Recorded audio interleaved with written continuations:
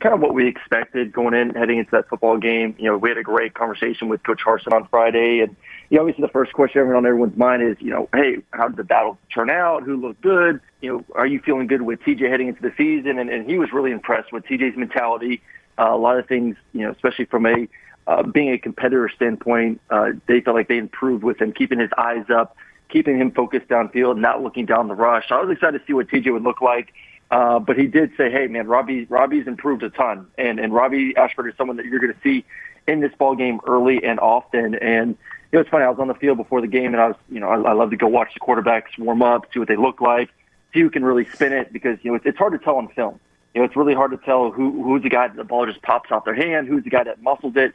And, you watch TJ looks good. I knew Zach Calzada loved to throw a fastball. You could just tell that based on the film last year at A&M. But when you do see Zach in person throw the football, I mean, my goodness, can he let that thing rip?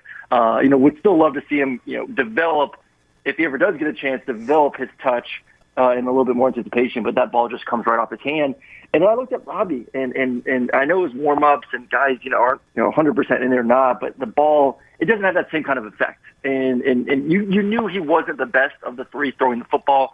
He was the runner. He was the athlete. He was the guy that was going to be the more RPO zone read focus. So I was like, I'm not sure how good of a thrower he really is. And then obviously cut in the game. He has some really explosive runs. And I still wanted to see him throw it in a real game-like situation. I thought he made some big-time throws. Obviously, that post route was spectacular.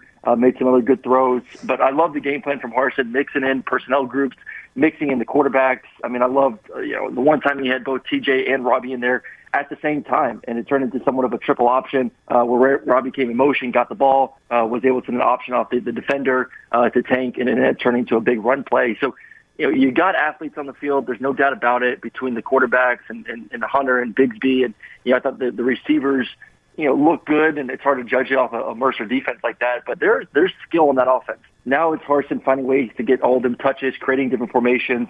And I thought he did a really, really good job there in the first game.